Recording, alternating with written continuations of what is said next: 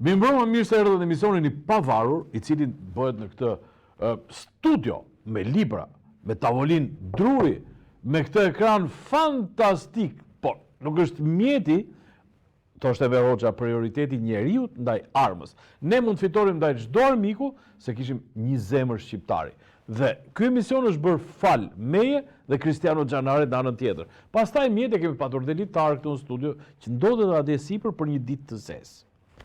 Nese, do të flasim me që Kristiano nuk ka nguruar të më nxjerr këtë lajm, paraprakisht duhet flasim pak për ngjarjen tragjike që ndodhi dje në qytetin e Durrësit, në Kënet.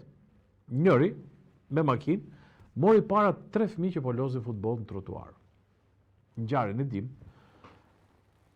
Kjo është vrasje me dashje. Erion Braçe kërkon ndryshimin e kodit penal pas aksidentit tragjik në Durrës. Shikoj si është puna. Ne si popull, si gazetar, si persona publike tjerë, çfarë nuk kemi thënë për këtë ngjarje? Dhe natyrisht është e tmerrshme, natyrisht që autori meriton të gjitha, po absolutisht të gjitha epitetet negative. Një person I cili pretendohet që ka qenë dhe I pirë, I cili e ka kryer këtë gjë, pra duke ecur me shpejtësi nëpër lagje, pafund, I cili nuk ka patur dhe moshën, pra mendosh që ka qenë një 20 vjeçar, 18 vjeçar në timon, po ka qenë një burr I pjekur. Teorikisht, se mosha nuk është të pjek vetiu. Dakord. Po një burr I pjekur, siç është ky zotëria, që është deputeti I Kuvendit të Shqipërisë. Terma fashiste, bolshevike, pra marksiste, të tipit kjo është vrasje me dashje. Kuptohet që një person që pi dhe I bën timon, absolutisht ka faj shumë më tepër se sa I personi I cili duke ecur me makinë, çorientohet një sekondë dhe bën një aksident. Ai që pi, absolutisht është në faj të disafisht. Por ai person nuk u nis dhe vrau dikë. Pra, piu I futi 2 gota dhe vrau 2 fëmijë e filanit. Kjo është vrasje me dashje. Ajo është vrasje nga idiotësia, vrasje nga çfarë të doni ju, nga maskarallëku, por jo vrasje me dashje.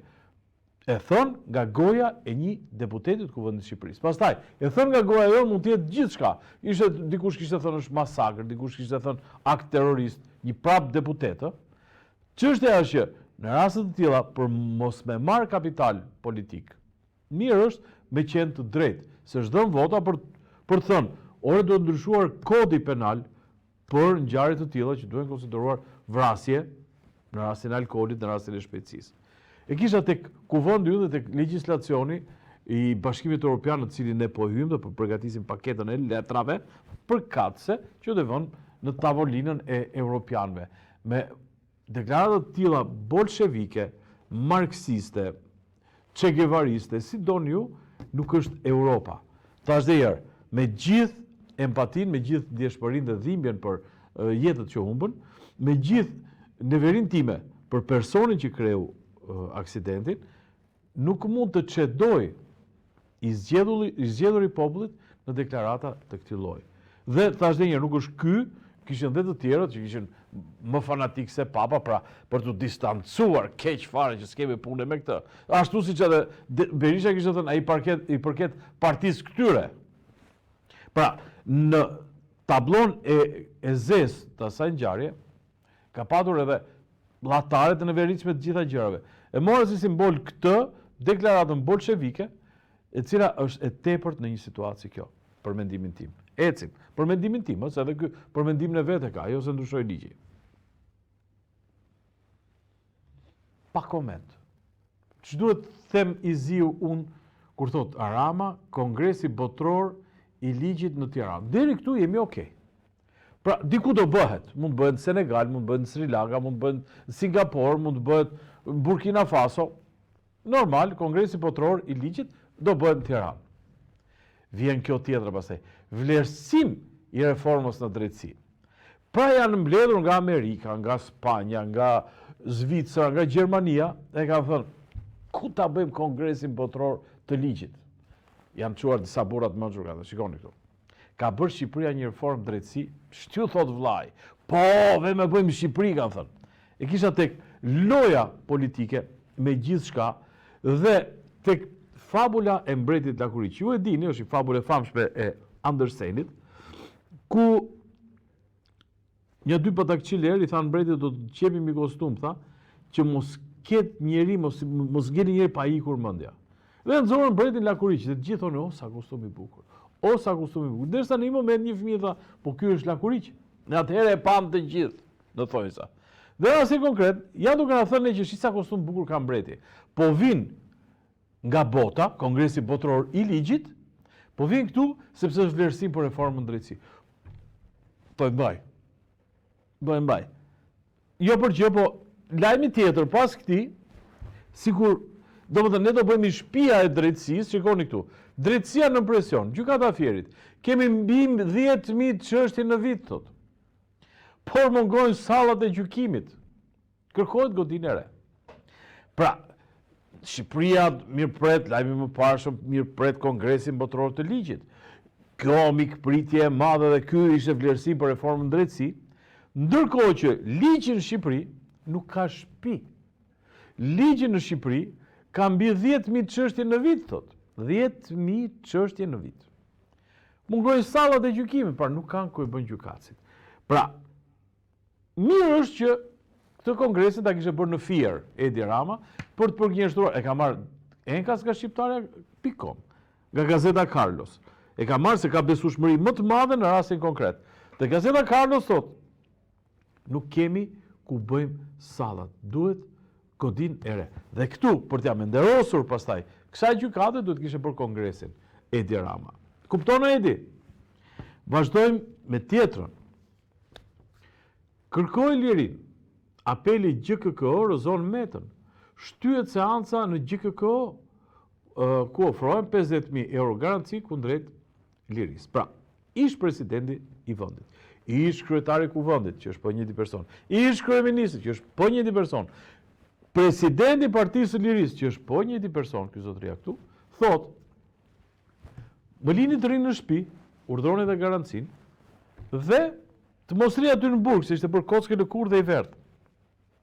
Jo, thot drejtësia.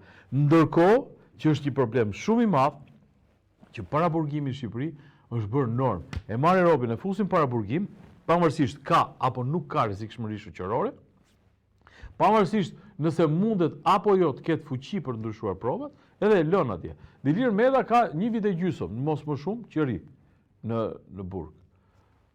E mira do ishte e kapën, është kjo GKKO-ja, ta nxirën në gjyq, ta dënonin, ta çonin në burg normal. Kush jam unë që e gjykoj këtë xhanëm? Ç'më duhet mua? Dorim prap pak ke drejtësia, Kristi kishe, shiko, thot Kristiano, kontrollet në burgjet e Korçës dhe Pojskës konfiskohen sende të pa lejuara.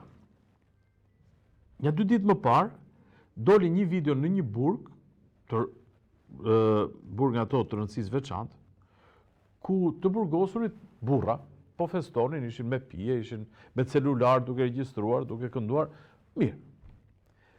Të nesmen del ky lajmi tjetër, tash unë e mora nga ato sheh që ishte zyrtare, po këtu në burgun e Pojskës është një burg për gra. Dhe lajmi ishte që gjetën menderiush, gjetën vibrator. Vibrator janë organ mashkullor falso, domethënë i bërë për kënaqësinë seksuale. Shumë qeshën me këtë lajm, me thënë të drejtën. Ndoshta unë jam ndër të paktet që nuk qesha, po si fillim pata një neveri për institucionet e burgut, këta që kanë bërë kontrole, që e bën publike këtë gjë.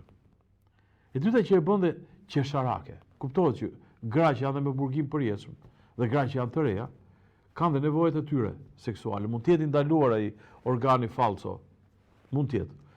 Por nuk ishte ai për ta bërë aq publike dhe aq qesharake, sa që ishte video tjetër ku burra në qeft të tyre me celular të tipit fundit xhironin një ahenk brenda ambienteve të burgut.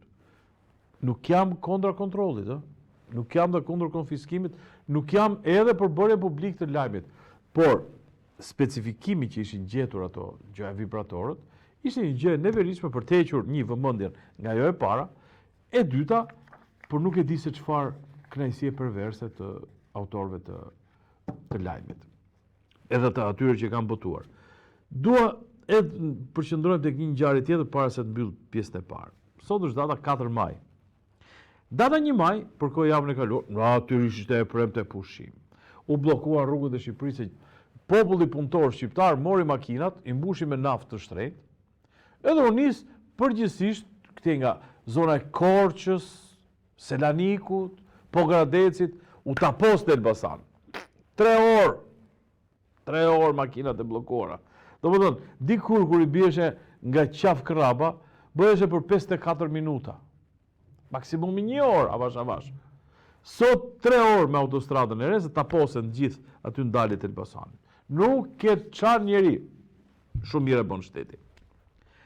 Po që desha them, Greqi, protesta në të gjithë vendin, në ditën ndërkombëtare të punëtorëve.